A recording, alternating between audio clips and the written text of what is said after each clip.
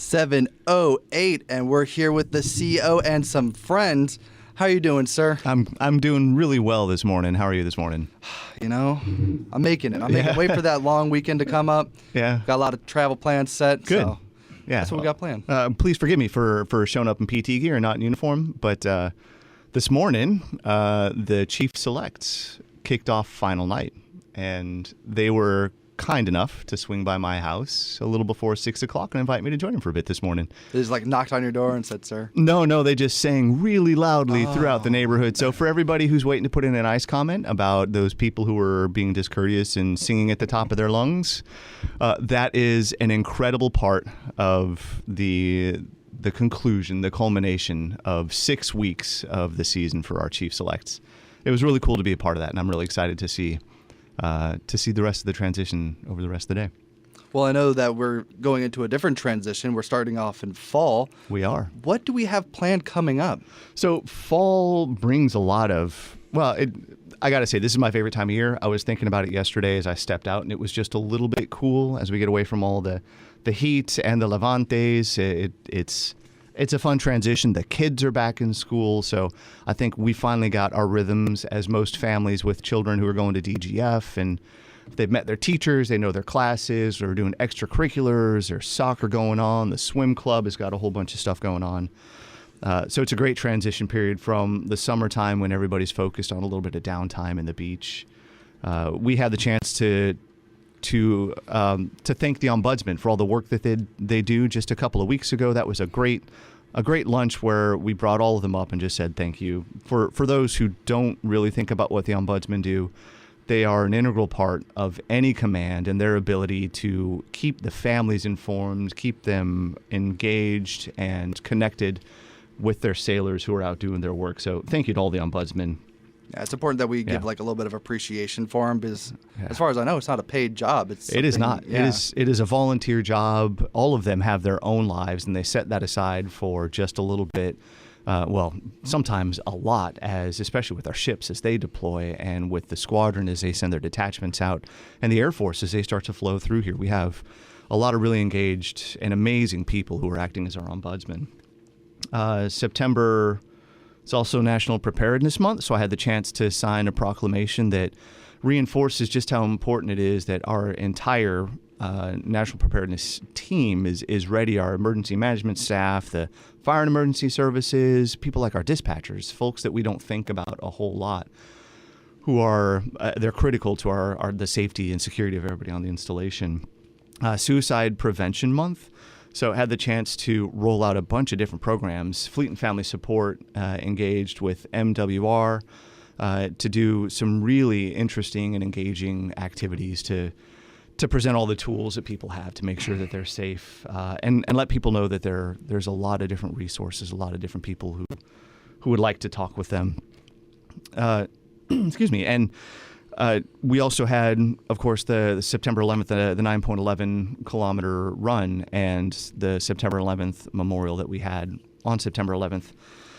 And one thing I would like to reinforce here on the radio that I had the chance to say there's a lot of people who still vividly remember what happened on September 11th. But I would imagine as I look to this side of the room, to the folks behind the counter, right, it wasn't quite the same event for you guys as it is for the three of us here, because we were in uniform. We were already part of service when it happened.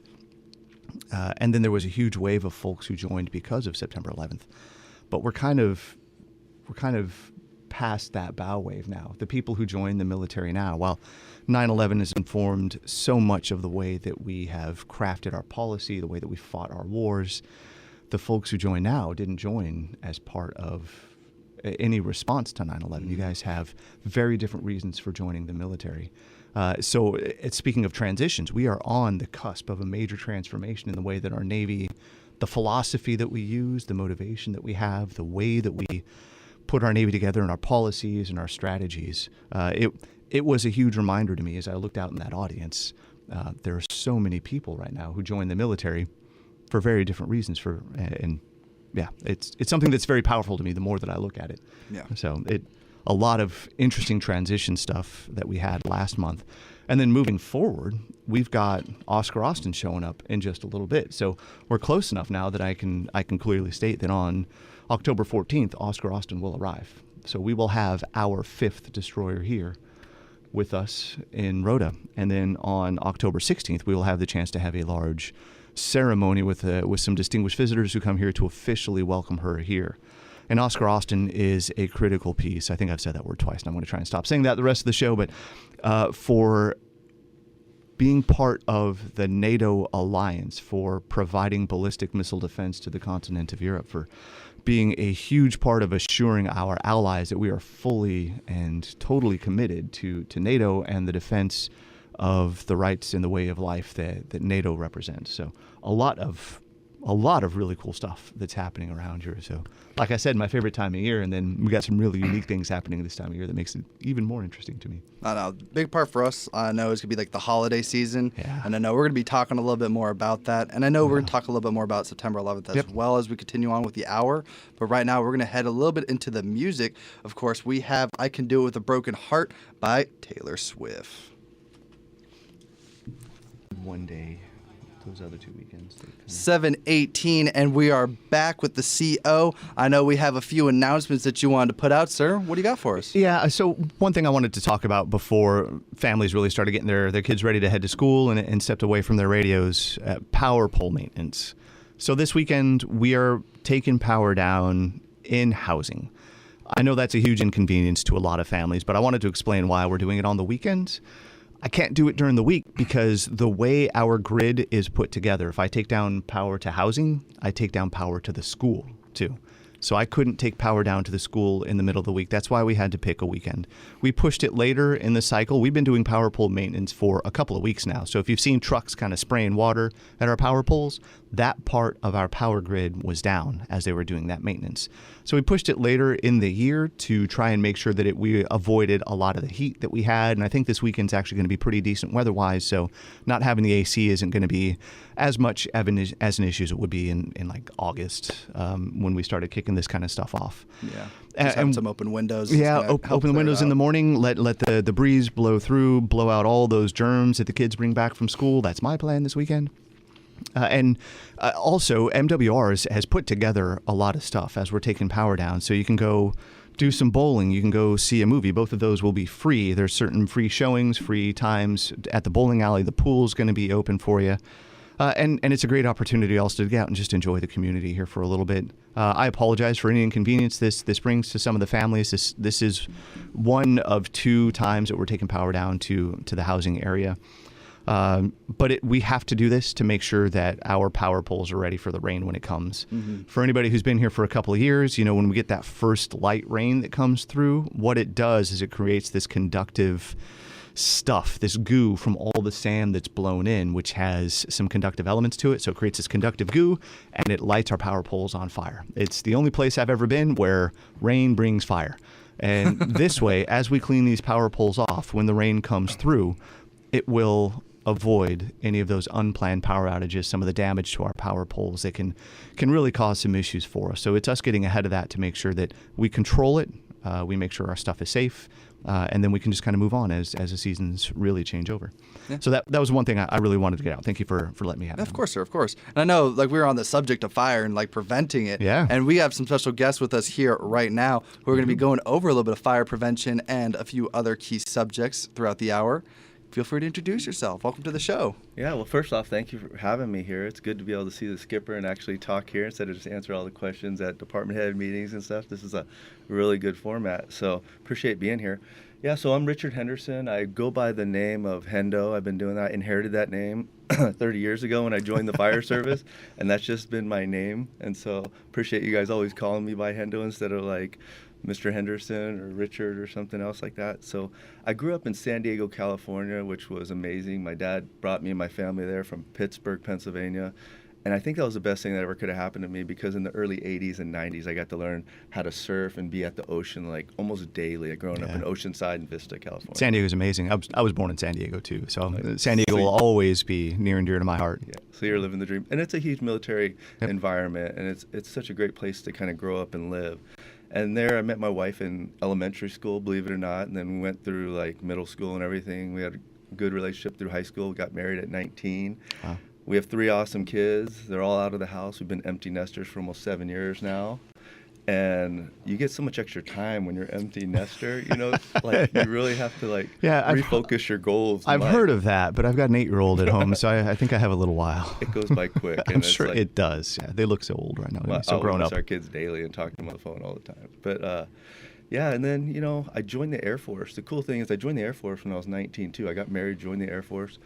And then I'm half Japanese, I'm half Okinawan. My dad met my mom in the Air Force, and hence that's how I'm half Japanese, half Okinawan.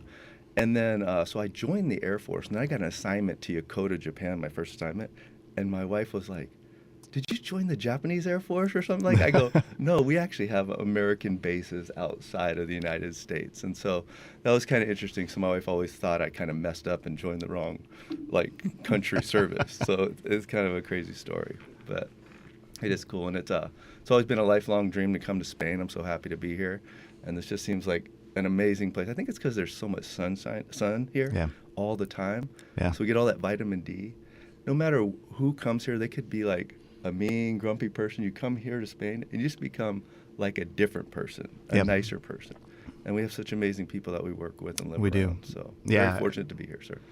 Yeah, and I agree. I feel 100% the same way. I think there's so many people who want to come to Rota, who love being here, that we're just surrounded by folks who want to be here, who want to do good, who just want to do well. So this place is amazing. Yeah, got some amazing people. So who else is here with you? Who's keeps sneaking towards the door, trying to get away from the microphone? Well, I have a guy that I call him my fire prevention chief, and he is probably the most knowledgeable guy in fire prevention. He knows so much stuff about the NFPA, National Fire Protection Association codes and enforcement. Everyone on this installation knows this guy. Is John Cruz. Everywhere. Yep. I call him Chief Cruz because he's so amazing at what he does. He could take off and go work at any region, any installation, and just be their focal point for fire prevention. And I think everyone on this installation knows him, loves him. I love him because he cares about people. I always love people that care about people, and JJ cares about people. So I'm going to let you introduce yourself. Yeah, my name is John Cruz. They call me JJ. Like Chief Hendo has his nickname, I have mine as well. But yeah, I've been here a year and a half, or a little bit over a year and a half, and we love it. We're coming from Guam, and it's hot there, but coming over here, it's nice to experience it being hot during summer and enjoy the cold during the winter and the fall. And but really good team, like Chief said, really good team, really good group of people. But yeah, people probably see me out there doing inspections and your public education classes, your ICR classes. That's where you'll probably see me the most. And I was just talking to the PAO, and I was like, I see you're a photographer everywhere. And I'm probably out there just as much as he is everywhere, just kind of making sure that we get out there, we kind of handle any kind of issues that we do have in regards to fire prevention and kind of preventing things from happening. And that's really pretty much the program, is to kind of prevent things from fires and just making sure that everyone's safe on the installation. But yeah, awesome time, awesome being here and being with the team. So, but yeah, thanks for having us here today. Yeah, of course. And I know you guys were talking about like what your main mission is, but what services does the fire department provide here on base? Yeah, we provide services from shipboard firefighting. We do aircraft firefighting, structural firefighting. We work very closely with the hospital for medical response. And we were in a meeting yesterday. We have some people in town this week, and Rota's only going to get better with medical services. And before I even go any further, I just want to let everyone know here in the Rota community, they're in very good hands here with this fire department, how much they care and how skilled they are. And I looked through our response data, and we get everywhere on this installation. We're strategically located in different departments to be able to help anyone at any time. So you're in very good hands with this department. But also the focal point that Chief Cruz just said, he was talking about fire prevention, and that is our focal point. It kind of makes the guys on operations a little irritated because he's preventing all these fires, and they kind of like enjoy putting them out. But we don't get that opportunity that often here because Chief Cruz is so good at his job at preventing these fires and getting on people to correct these fire deficiencies and issues throughout the installation. But public education is another big piece. We talk about it and we say it real quickly, but it takes so many hours, and there's so much time that that we spend just educating the public. We never turn people down for public education. But those are just some of the things that we do here. And I know we have Fire Prevention Week coming up. Do you have a little bit more to say on that topic? That's why I have a prevention chief here today, because he set it up last year and he's setting it up this year. There's awesome events, and I know a lot of people are going to want to come out to the fire muster event at the NEX parking lot on the 9th. I don't have all the details. I know the guys from the fire department last year, they wore like tutus and stuff. I saw some videos, and they had some pretty crazy attire. Yeah, with the fire truck pull, yeah, that was something. Yeah. So if it's October 9th, if we're doing that, we'll actually have my boss here too. So we'll make sure that we invite him out to come see everything that you guys are doing. That sounds like an amazing team right there, too. I'll let Chief Cruz explain some of the events we got going on. Yeah, so this year we're Fire Prevention Week for 2024 kind of is going to be from October 6th to the 12th. And we have events lined up all week with static displays and public education classes. But the main event will be on October 9th at the NEX parking lot. We're going to be having muster events, static displays, and it's an opportunity. And if you were here last year and the years in the past, we had people from various commands sign up, and it was a good time for people to kind of get together, kind of go through the muster challenge, which to kind of experience how it feels to be a firefighter. I mean, pulling hoses, shooting some water, pulling a rescue mannequin, pulling a fire truck or bucket brigade, and things like that. So we have some information in regards to signing up. You could either come by to the fire station and sign up if any of the commands are interested. But yeah, it's on October 9th. Showtime is at 08:30. We're going to have a proclamation signing at 09. And then after that, around 9:30, we'll start the events. And we chose Wednesday just because the kids get out a little earlier. And so it's kind of an opportunity for them to come after school and take a look at the fire trucks, maybe sit inside it, see how the equipment works. We did it last year on Thursday because they got out early on Thursday. So we want the kids to come out. We want the kids to come out with their families, see the fire trucks. It's always nice to kind of have them sit in the fire truck and kind of imagine driving the truck and seeing the equipment, shooting some water. And we're going to have the little stations for them to be able to shoot some water, put out a little fake flame. We'll have extinguisher trainers, the simulation. Good. And they'll be able to kind of operate some of the equipment safely, of course. But yeah, it'll be an opportunity for them. So that will end around 1500. So events from 08:30 to 1500 all day at the NEX parking lot on October 9th. I'm sure there'll be more information put out on that too. I know a lot of coverage is going to be done for it as well. But for right now, we're going to actually head right into a little song break. We got some Luis Fonsi and Daddy Yankee with Despacito. You guys are nailing it with the families. 7:33, and we're back with the CEO with the Morning Joe. We're actually going to go over a little bit of an older topic we were discussing before. We had the September 11th run, kind of doing a little bit of a recap on what happened. And of course, we want to touch a little bit more with the fire department about what does September 11th represent for the firefighters. Yeah, so on September 11th, we had the run, 9.11 kilometers, which, can you tell me a little bit about your participation? What did it mean for you guys?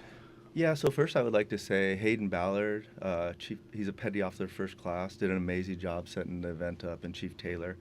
And I just put a quick message up on WhatsApp to our department, and I didn't expect to get such a turnout. I went into the station at 6:30 in the morning, and it seemed like I almost had my whole department there.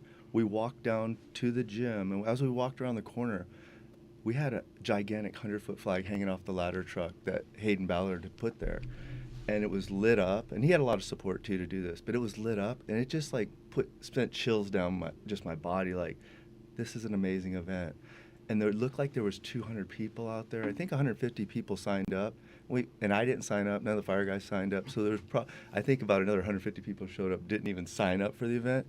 But it was like so awesome to see that unity, and it kind of remembered, like, during 9/11, we came together as a country, and it was like, man, we're coming together as a base from all different walks of life, people that weren't even alive maybe during that time or were in elementary school. We came together, and it was so unifying and cool to see happen. I wish it wasn't so far, though, because I was hurting for at least 2 days. Yeah, I got a blister the 9.11 second kilometers, mile yeah. in. The second mile in, I had a blister. I was hurting. I heard a lot of people asking for 911 meters next time, maybe a little bit. Yeah, or feet. We were thinking feet might be a little easier, a third of that. I think it was supposed to be 9.11 kilometers, but I tracked it, I ran it, and it was a little over 6 miles. So we saw a table, we didn't know what the table represented, and we just kept running straight down. And so everyone's like, I don't think this seems longer than last year, and it was longer. A little bit longer. I tracked on my Garmin, it was like 6.12, and so it was a little longer than 6.12 miles. It was a little longer than the 9.11 kilometers. So we were talking about maybe 911 steps, maybe or something next year. It was an inadvertent symbolism of how the fire department itself continuously just goes above and beyond everything that people would expect here, right? So, I mean, not to turn it into something too glib, but the support that you guys provide is absolutely phenomenal. I've told some folks every time I have the chance, the whole reason this base is here is to make sure that the operational units are able to execute their mission, the ships, the aircraft, the expeditionary forces, that they are able to launch, to deploy, to leave, to go do their mission, and a big part of that is as they all go do their mission, they leave families behind, and knowing that their families are safe and secure is so important to them being able to focus on their job. So seeing you guys and your fire trucks, seeing you out there doing the fire prevention stuff, making sure that their buildings are safe, seeing out there doing the training stuff, seeing the fire trucks responding every time that there's an issue, it is a huge comfort to the families back here knowing that there's such an incredible team here who is supporting them. So I know when the operational forces leave, they're not worried about the hospital or the fire department or security here providing security for them. So thank you on their behalf for that. But what makes this team so special? What is it about this fire department that makes you guys so special? You know, I've been doing this for over 30 years, and I've worked in so many different fire departments, but I've never had a fire department where I have local nationals, U.S. civilian, and then I also have my ABH military firefighters. And I love having them because it makes me feel young again, and it reminds me of my time on active duty. And it gives us a chance to mentor and develop people, because when you work in the civilian world, a lot of those guys don't want to hear from you. They don't want to be led. But the ABHs here and the firefighters are so amazing. And I always look forward to them getting out too. If that's what they decide, that they're not making a career, if they are, that's fine too. I try to help them either way, whatever they decide to do. But if they do want to make the transition, I love to scoop them up and send them to where I return back to, is Mayport. Yeah. And I like to send them to those locations because I have so many great people here. So, and then local nationals, anything we need here in Spain, it's like a brotherhood. We live together with our firefighters just as much as we live with our own families. So I have a family full of ABH firefighters, U.S. civilian firefighters, and local nationals, and it's so amazing to have that. I mean, but when I go back to Mayport, it's just U.S. civilians. Yeah. We don't even see each other off duty here. We always see each other. We take care of each other. If there's anyone has an issue, we help each other. I only have to ask you, sir, when people aren't getting paid, or I guess a big problem, or I have some trucks break down and some other things that you really need to be aware of. But yeah, it's just such a great team here. It really is. I'm always impressed when there's any sort of firefighter get together, just how tight that team is, how it seems like, again, you guys genuinely enjoy being around each other on or off duty. And every time I go visit a fire station, I know it's never enough, but every time I go, it is a uniform team. It is the ABHs, the civilians, and our Spanish partners in the fire team. It is just one team. And not to go too much into the symbolism again, but every time you guys put on your actual suits, it's indistinguishable. You guys are a single team out there fighting those fires alongside, oftentimes, the Spanish firefighting teams here, the stuff the Armada brings, that the local community brings. Have you guys been able to do much training with the local Spanish firefighting teams or the Armada's firefighting teams? Yeah, since I've been here for 10 months, and we've had 3 times we got to go on the Spanish ships, and it's never happened before, I guess. That's great. So we've got to do that. We have training with Rota City all the time, and also Rota City. Last week we had Rota and also the Spanish Navy bomberos, and we got to come together and do some rescue training, which PAO covered, again, always there for us. So thank you for being here and getting great coverage. So we get to do that all the time here, and it's so much of the stuff nobody even knows that's happening, but it's happening every day. Yeah. And it's kind of amazing and it's shocking how busy this base is. Because when you're driving through, you're like, it seems kind of slow or something. It but can, it's never yeah. slow. Yeah. So what do you guys think is like the total number of calls that you usually like get in a year? So I know the details on everything because we have all that data. So I think we ran 450 calls last year. We're probably on track to run 450 to 500 calls this year. And it was probably like 600 or 700, but then Chief Cruz got here and he learned how to reduce false calls drastically. So we probably cut 100 or 150 calls. So he's doing a great job reducing the false calls. We don't like going to false calls anyway. Wake up in the middle of the night going to false calls. Most dangerous thing we do is responding to emergencies, just the driving, because we're in a hurry. We want to get there fast to help people.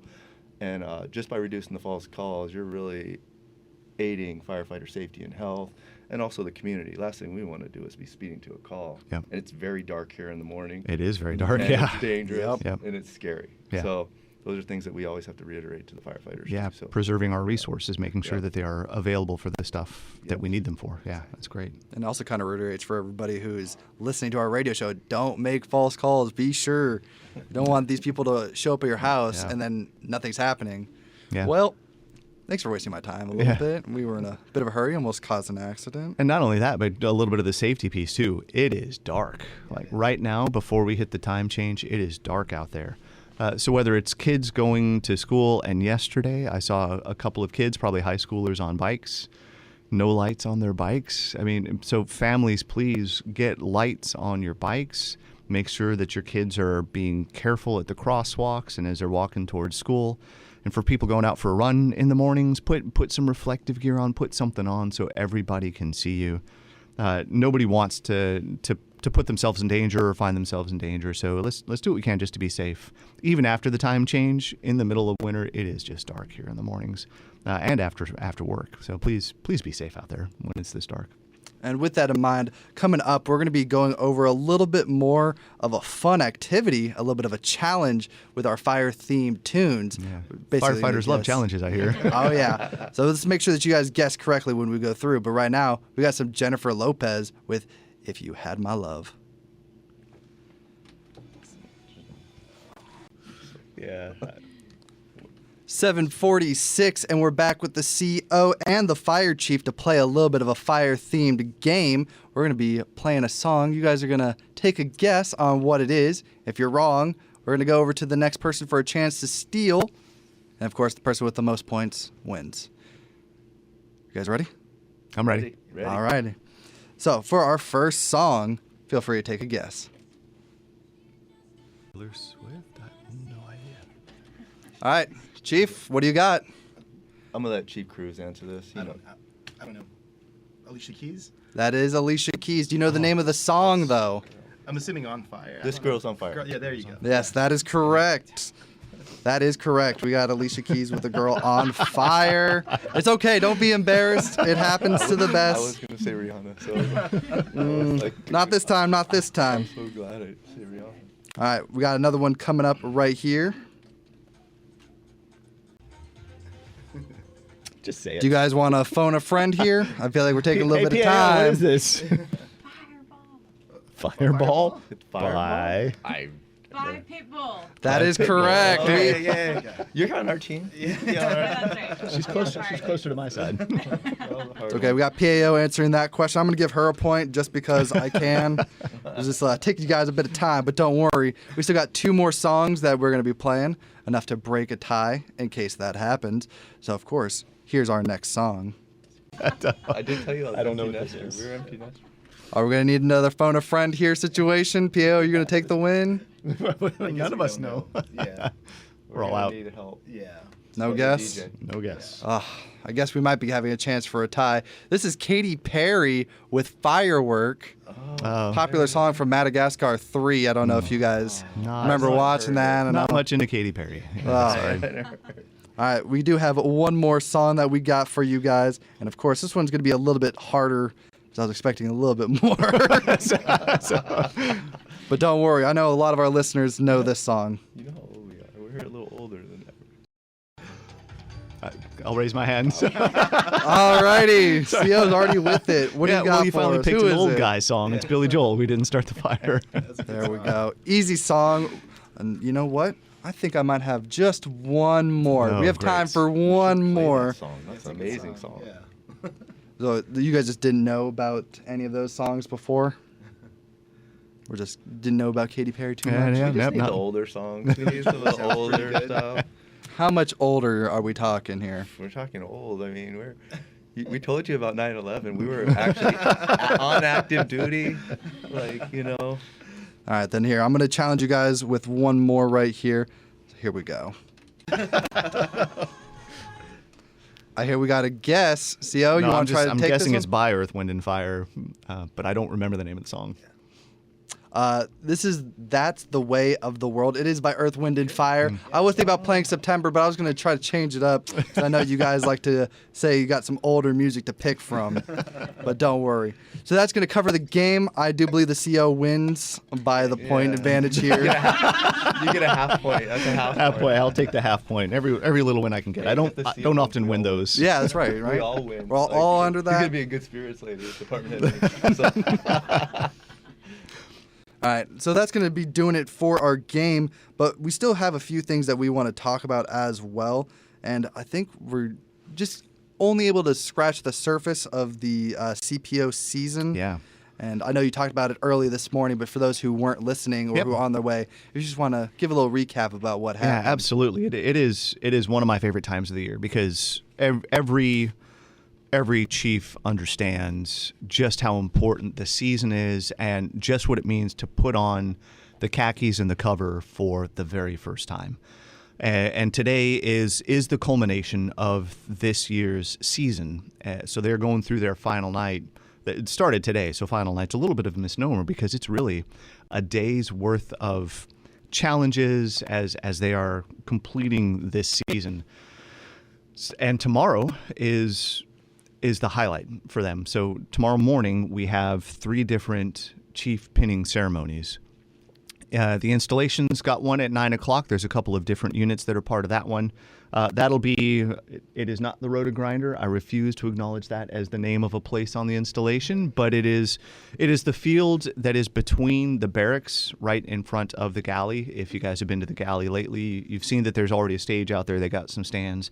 So tomorrow morning at 9 o'clock, that's going to be probably the larger of the 3 chief pinning ceremonies that we have. HSM 79 I think over by HS 79 in one of their hangars in the flight line, they are doing their chief pinning ceremony there. And then EOD Mobile Unit 8 is also doing their chief pinning ceremony, I think in the same place that Rota is, just a little bit later at 10:30. And then I also know the ships have their own chief pinning ceremonies that they're conducting tomorrow as well. Sorry, I don't know what time they are, but I know the families and the chiefs themselves do know. If you have the chance to come to one of these pinning ceremonies, come take a look at it. If you're a young sailor who is not sure that the Navy is a career that you want to do, you're not quite sure where you want to go with it, you can come see what it looks like as you reach one of the most unique leadership milestones in all of the military, the transition to wearing khakis as an enlisted leader. It's incredibly powerful. You can see the pride that just emanates not only from the brand new chiefs, but from the rest of the mess as they have the chance to welcome in the newest generation of leaders into the Navy. It is an amazing ceremony, and I urge anybody to come take a look at it and see what it's all about. And it is another, speaking of tying all the way back into the transitions we talked about very early this morning, I know a lot of the CMCs, some of the more experienced members of the mess know this Navy isn't really ours anymore. Right now, I'm just a steward. All I'm doing is making sure the Navy is ready for the next generation of leaders to take it where we need it to be. And this is a very visible, a very clear demonstration of the way that we transition, the way we we provide the continuity of leadership in the Navy. The mess is unique. Chief petty officers are unique in all of the military. Nowhere else do you find this core of leadership that the most junior sailors and the most senior officers look to for leadership, for guidance, for mentorship. I love the season, obviously in part because my dad's a retired senior chief, but because over the course of my career, I've seen just how important and powerful the Chiefs mess is. So come on out and see it. Everybody who has the chance, come see this. Yeah, and I think that should be also covering. I know we're coming up to the top of the hour. So again, if you guys have the time, come support your Chief Petty Officers. They worked extremely hard. They did a lot of things you didn't even think that they would be doing. So again, give them a little bit of a shout out. Of course, for those who are going and who know their chiefs, who know them as first classes, just be there for support. It's a very important time. I know we'll be covering down for it as well. Yeah, good. So that's going to be doing it for now, but don't worry, we got one more song right here just to finish out the hour, selected by our own new DJ, Hepburn. Of course, we have Fantastic Voyage by Coolio.